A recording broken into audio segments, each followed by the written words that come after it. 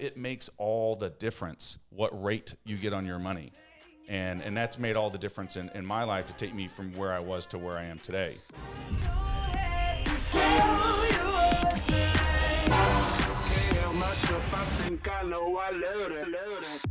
What is up, guys? Welcome to episode 003 of How to Invest in Commercial Real Estate. My name is Braden with the Criterion Fund. I am joined by my co-host Brian Duck with Criterion and Joel Thompson of Precision. What's up, guys? Thanks for coming on, Braden. So I thought today we'd dive into just comparing real estate returns versus other asset classes. You know, we're talking about why we think we should invest in real estate. We're going into, you know, how to find real estate deals, how to close on them. But I thought it would be a good episode to just stop and say, hey, here's what's out there. Here's how it historically performed, and here's what we're offering, and here's how that historically performed, and what that can really do for you over an extended period of time of, you know, your working life, which for ease, we'll just call that 40 years. Yep.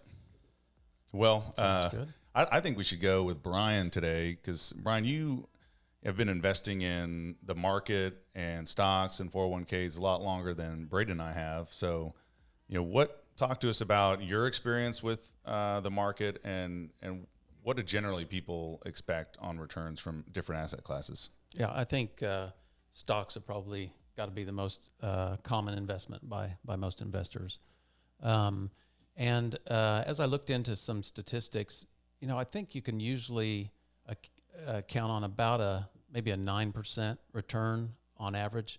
Goldman Sachs did a study where they looked at every 10-year period back for 50 years, and they found that the average for any 10-year period, the return on stocks is 9.2%. Interesting. That's actually slightly higher than I would have thought. Yeah. Well, I looked at some other time periods. So the S&P 500, if you go back from 2019, the end of 2019, you go back 20 years, the return for that period of time is only 5.9%.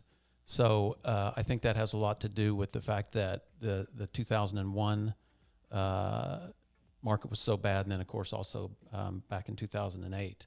So it captured those two periods. But what it says is that if you start investing, let's say you're working and you're raising, you know, kids and everything, you don't have a lot of money to invest, and you don't start investing till you're in your 40s or maybe later, and maybe you only have a 25 year period to invest.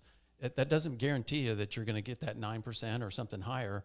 There can be a couple of downturns that can really affect that return. So that's interesting. I graduated college in 2001, started working and started maxing out my 401k in 2001. Is that why my returns have sucked? The last 20 years, I'm averaging 5% on my money. Probably. Okay. The other aspect about that, and I'm just like this, is I don't feel like I can go pick stocks. So and I'm not sure I can even pick, you know, mutual funds and rely on those mutual fund investments. So I think a lot of people want a financial advisor, and most financial advisors are going to charge you on average about 1% of the assets they're holding in that account. And I looked into a statistic that said that if you had a financial advisor for a brokerage account or maybe a 401k, they used it as a 401k example, that if you invested the maximum amount that the government would let you invest in a 401k over the last 40 years, that 1% that the financial advisor is keeping costs you $1.3 million out of your account. Wow. Incredible. That's insane. So it's again, it's the power of compounding, but it's something people don't think about. So I've done that same thing. I have financial advisors, and I'm paying them, and it's because I just don't feel comfortable picking my own stocks or bonds or. Yeah, so most people are paying fees funds for an actively managed account. How do those perform versus just an S&P index? Yeah, I looked into that as well, and there's a guy named Phil Town. He's a well-known hedge fund manager, and he's also a best-selling author. He's got a couple of books on the New York Times bestseller on investing. Free plug for Phil Town. Yeah, welcome, Phil. Anyway, he says that that's funny. The S&P 500 outpaces the returns of some of the more elite financial advisors. He looked at some of these guys that are managing really large funds, and the S&P 500 beats them 92.2% of the time. And again, That's it's crazy. not because these guys aren't smart. These guys are really smart and they're investing well, but it's their fees, he says, that keep them from being able to match the S&P 500 or beat the S&P 500. Yeah, what it tells me is that they're not beating, on average, not beating the S&P by more than their fee. Yeah, right. And That's you know, exactly that's what he kind of says. been my thought is the stock market. I encourage everyone to invest in the stock market. It needs to be part of your investing portfolio. The problem is that stocks in general are sometimes, or most often, their only investment. The only thing they've ever done is put money into a 401k, and then it's pray and hope that there's enough in there when they retire that they can live the life that they want to live. Yeah, and like Brian said, most people don't understand it. They need a financial advisor to help them, and it's charging them an exorbitant amount of money at the same time. And then on top of that, people are just forgetting about it. You know, if you're not focused on something all of the time and it's just in something you don't understand with somebody you don't know and don't talk to regularly, how do you think that's going to perform? Of course, it's probably going to underperform something you're thinking about all the time, every day, that you're in control of. Mm-hmm. So, okay, let's talk then about, obviously there's a few higher return avenues that people can do, whether it's buying a business or investing in real estate. And so I want to do a thought experiment with everyone listening. If you have a piece of paper, write it down, but I'm going to take an average investment of $25,000 a year. So it's a little more than maxing out your 401k. It happens to be the lowest amount that we typically allow investors to come in with. But if you're in your 30s or 40s and have a good job, you might be able to put together $25,000 a year to put into an investment. So the question is this: how much do you have at the end of 40 years investing $25,000 a year at 8%? Okay. So mentally think about what you think that number might be. $25,000 a year compounded at 8% for 40 years. Because that's most people's working career. So basically, if you max out your 401k through your job and then maybe, get a tax return or, save up a little extra cash through that, an extra $500 a month, you invest $25,000 and then you put it in the stock market, because that's what, 9.2 and this is 8. So basically the same thing. Yeah, about a stock market return, depending on how you allocate your portfolio. Okay, so you have that number hopefully in your head. Now I want you to do the same thing with a 16% compounded annual return. So just double returns get me as excited as Charlie right there. Yeah. So okay, so hopefully you got those two numbers. So I don't know. I'll ask you guys. You may not remember. But what do you think it is? Well, I mean, foreshadowing, I was 9 figures off. 9. Okay. Yeah, I remember asking you guys this question when I was thinking about it. So, well, we'll go ahead and pull up the graph for those watching on YouTube. What's the number? It's 25,000. 25,000 a year times 40 years.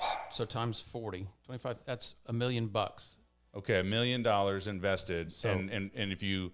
But it's compound invested at different times, right? Right. And it's compounded at 8% and compounded at 16%. So it probably, over 40 years at 8%, it probably, I don't know, quadruples or something. Maybe at 8%, it's 4 million. I don't know. Yeah, I mean it. I don't know what the answer is.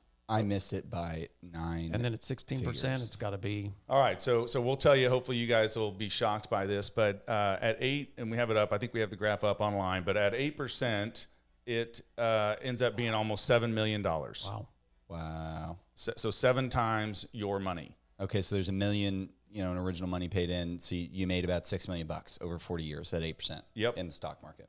Now here's what's going to blow your mind, or at least it did me. At 16%, the total after 40 years is just shy of $70 million. Oh my gosh! Wow. $70 million if you invest that same $25,000 for 40 years at a higher interest rate. So the takeaway for me on this is that typically people are viewing commercial real estate as riskier than the stock market. And for one, anything can be risky without knowledge. I don't happen to think what I'm doing is riskier than the stock market. But especially 10 times riskier. Right. But then, so yes, that's the point is that, okay, they think, well, double the return, but maybe it's double as risky. Well, even if it was double as risky, now I want you to realize you're getting 10 times, or you have the opportunity to get 10 times the returns. Like the rate of return on your money in this life matters in a big way. And people, they see 8 and 10 and 8 and 16. They just see it, well, it's a little more interest. No, in your lifetime, it makes all the difference what rate you get on your money. And that's made all the difference in my life to take me from where I was to where I am today. Man, I thought I was good at math, and I did this, and I felt like an idiot when I missed this so much, because it's so easy to say, yeah, 8% return, 16% return a year. We're going to do that for 40 years. Can't be that much. A little bit more than double. I was thinking maybe 2.5, 3 times. Yeah. Which was generous, but I was missing it by so much. If you averaged, now obviously it's hard to even in commercial real estate because you're getting money in and out of deals, so you're not going to be as consistent on your compounding. But at 20% return on that same $25,000 a year, it's $220 million in 40 years. So crazy. Let's on the same 1 million paid in. 1 million paid in is 220 million in 40 years compounded at 20%. Oh my gosh. So I know I can hear people saying, well, I can't, you can't even make 20%. Well, I'd like to look at a case study. And so we're going to pull it up online. It's a deal right here in town called Village South Retail Center. We purchased that 4 years ago. And as you can see from this pro forma that I gave the investors 4 years ago, and Brian, I think you're invested in this one. We were pitching about 12 to 13% cash on cash and a 22% IRR. What that means is that I told the investors that I was going to get them a 22% compounded return over the 5 years. That's insane. That's a lot of money. Yeah, I remember when you pitched that. I was thrilled with that. Yeah, and yeah, I mean, you're used to what, 9.2 stocks? Yeah. And so fast forward 4 years, we've paid out, we're paying currently 14% cash on cash, and we're going to up that this next year because the deal's going a lot better. But next year, we will be doing close to 25 or 30% cash on cash to the investors. Wow. With a third of the required equity in the savings account you mentioned before the show? Yeah, we've been able to store up cash in the account. So that's a real life deal where I was pitching returns that people would say, oh, you can't do that.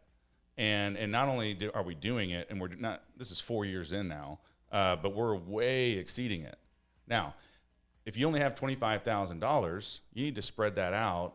And if you have, a bunch of money, buy a bunch of deals, because every commercial real estate deal isn't going to hit it out of the park. Right. You may have some make less. You may have some that make the returns that we think they're going to make.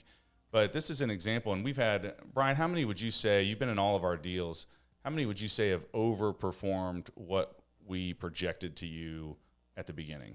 I'd say probably 75% of them, don't you think? Yeah, I would say most likely over half. Yeah. So, and I think the point I'm bringing this up is because people are listening, and the whole goal is to open their eyes to commercial real estate as being a vehicle for them. Right. And achieving things that they may not have thought were possible. Like in a previous podcast, we talked about this deal in Broken Arrow, Oklahoma, that you can find in front of a Walmart that can make 16, 17% returns. Yeah.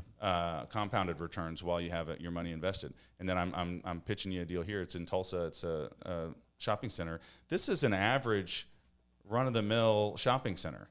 It's in a good location. It's got good demographics, but here it's far exceeded even my aggressive returns that we had shown. So, man, I just don't think people realize the power of getting higher returns on their money versus what they've been getting in their 401k. Yeah, or we talked about earlier the power of appreciation on scale, right? Economies of scale when it comes to appreciation in real estate. That deal you bought for what? We paid $7.6 million. Okay, $7.6 million, and total equity on that was Total equity, 1.4 million raised. 1.4, and you're paying out 14-15%, and you think over the next few years you could almost double that cash on cash. Yes, absolutely. So that property's got to be worth way more than $7 million. I would guess. I mean, today retail is a little tough, but I would guess 10 or 11 million pretty easily. Wow. That's insane. Yeah, that's great. That's insane. So it's appreciated almost 50% in value, maybe more. Yeah, and that is it's a little bit unique, but we have other. I mean, we've done even better than that in some apartment deals that we've done. But that's a good retail deal, obviously. But it was looking at deals in your market. It was knowing that was a good deal. It was for sale for how long? I mean, did you fight other people for that deal? Did you push them off? Okay, so that's a good point. That was for sale for a long time, and a lot of people had passed, and even I didn't take action on it. In fact, a real estate company here in town, way bigger than us, way more experienced than us, I called them about it, and they're like, no, we just can't make the numbers work. So just a good point that the deal of the decade is sitting sometimes right in front of you, and people with more experience or more money are passing on it, leaving it there for you. These guys were out of state. The original owners were out of state. They had passed away. It's now in the heirs of their children. They don't know Tulsa. They live in California. And the center had struggled in the past through the recession. And so they were kind of like, well, the numbers are moving up. This is a good time to get rid of it. And so their view of the value of their property was lower just because they had gone through the recession with this property, and they didn't have any affiliation with it. It was something their parents purchased. So those are the kind of things where opportunity is ripe for you to take advantage of.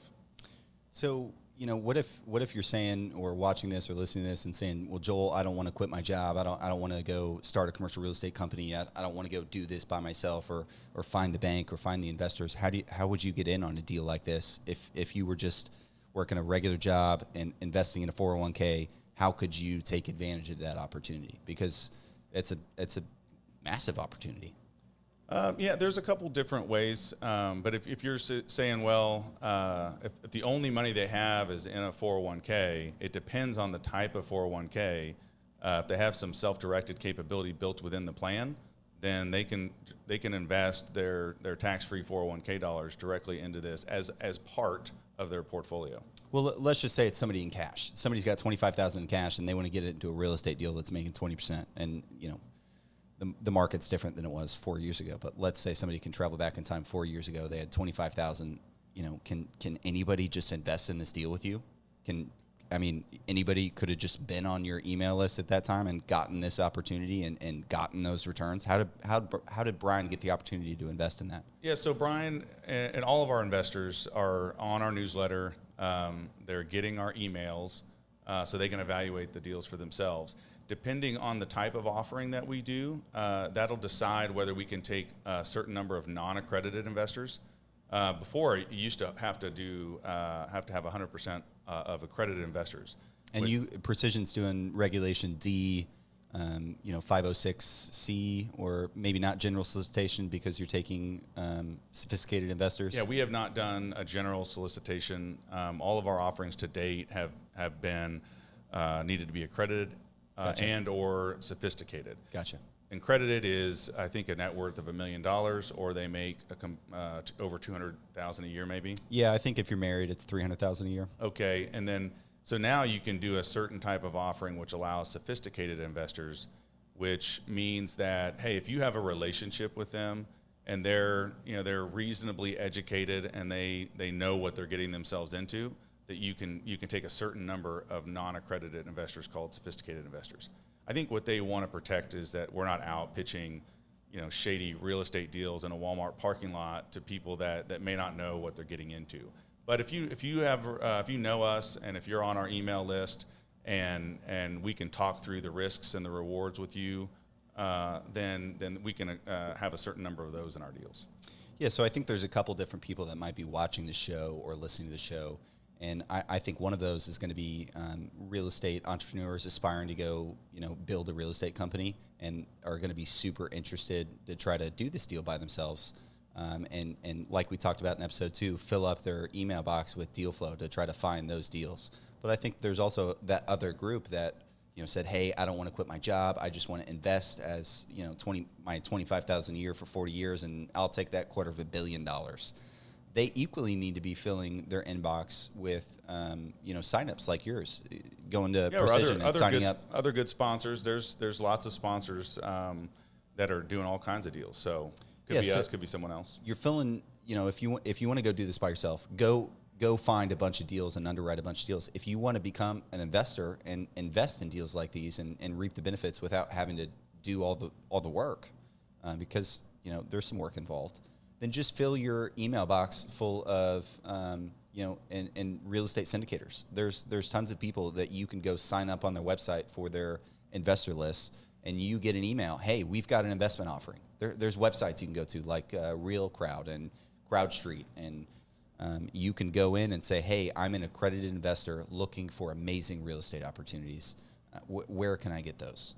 And it may be the best way to learn about how to do this. Obviously, the goal of this is how to teach people how to invest in commercial real estate, whether that's a sponsor or an investor. But you may find that you learn a lot by getting in on a deal.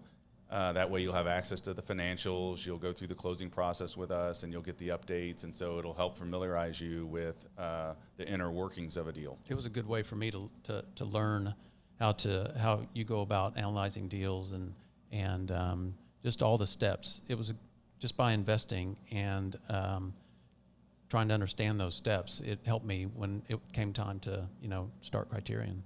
Well, hopefully we have enlightened people on the power of the size of your return and how much it matters, that extra few percent compounded over a bunch of years. Yeah, and then equally associating the risk involved for that return. Like you're saying, most people think it's double the return, double the money, but it should be double the risk, right? But it's 10 times the money, and it's definitely not. It is definitely not 10 times riskier than the stock market. I promise you. I actually, just being honest, with the money and the returns that I've made in real estate, starting from very little experience, I feel like the stock market is riskier. I agree. And that's why I put a majority of my money in commercial real estate, because not only do I feel that it's safer based on my experience, but the returns have proven that it's way better return, and I still feel that it's less risky. So I keep money in the market. I just don't, when I get a bunch of money, I want to put it back into real estate. I definitely don't run and put it in the market. Right. Well, I think this is going to help a lot of people think bigger and really pay attention to those percentage points annually and the difference it makes when you compound them over your working life, which is about 40 years for most people. Yeah. Well, thanks for listening. Be sure to watch us on YouTube, like, subscribe, listen on Google Podcasts, Apple Podcasts, Spotify. Man, thanks for joining us. Yeah, till next time. Absolutely. howtoinvestinCRE.com. They've got the links to everything there, so feel free to go to the website, check it out. But Brian, Joel, we'll be back in a few days. See you next time. All right.